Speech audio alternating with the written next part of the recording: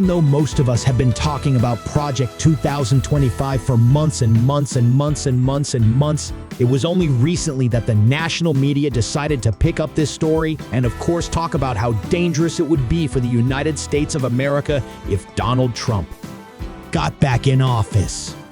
And part of the reason for this, of course, is the fact that last week you had Kevin Roberts, the leader of the Heritage Foundation, which authored Project 2025, come out and say that, hey, we're in the middle of the Second American Revolution and it will remain bloodless. He said, for as long as the left allows it to be, that seemingly direct threat against a huge portion of the American public is what finally got the attention of the media. And they decided, wait a minute, we ought to take a look at this. And of course, the more they've reported on it, the more they uncover, the less the public likes it. And in fact, the more the public rejects it, which is what led to last Friday, Donald Trump coming out and saying, I know nothing about Project 2025. I have no idea who's behind it before wishing them success in all that they do. So then, of course, we had all the stories about how Donald Trump's own people, Stephen Miller, his campaign spokesperson, have appeared in ads for them. Donald Trump's super PSC is running ads touting Project 2025. So Trump's lying his face off as per usual. But there's a reason this guy is now trying to distance himself from this horrific plan. And this was actually laid out by a Vanity Fair journalist, Molly Jung Fast, who said this. Imagine how toxic the Heritage Foundation's Project 2025 must be to get disavowed by Trump, the guy who has otherwise mused about being a dictator and planning mass deportations if elected.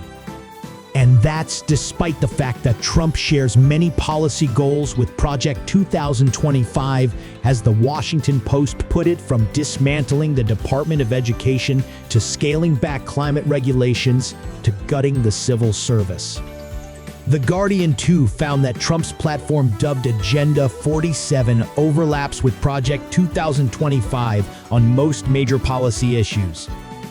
The Trump ties run deep within Project 2025. The Project 2025 proposal, noted Politico, includes giving the president full power over quasi-independent agency, such as the Federal Communications Commissions, which makes and enforces rules for television and internet companies that have been the bane of Trump's political existence in the last few years.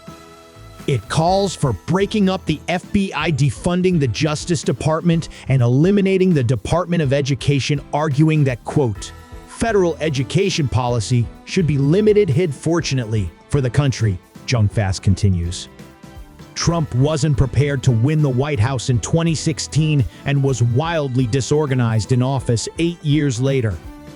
However, there should be no uncertainty around how Trump might govern, with his minions crafting a far-right Christian nationalist agenda that makes Richard Nixon look like Barack Obama. Now, the reason I wanted to take the time to read all of that to everybody was just to remind you what we're up against on the other side. As she said in 2016, Trump didn't think he'd win. He had no plans. He had no idea what he was doing.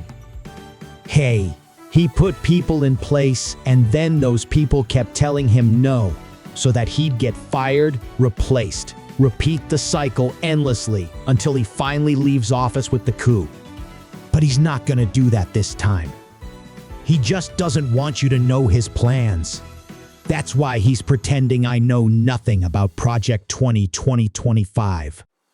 Yeah, you do. You've been there every step of the way with them. Your campaign has been there. You're on the exact same page as they are, and the public is finally learning about this. The media slept on this story for months and months, and this entire year they've been sleeping on the story. I have talked about it repeatedly. I know everybody else on the left has talked about it. I've had people in the comments like, talk more about Project 2025 long before all of this happened, but this is where we are today. And if the media does their job and keeps telling people not just, hey, Project 2025 is bad outlining, like Junk Fast did what's in it? Then they will know how horrible it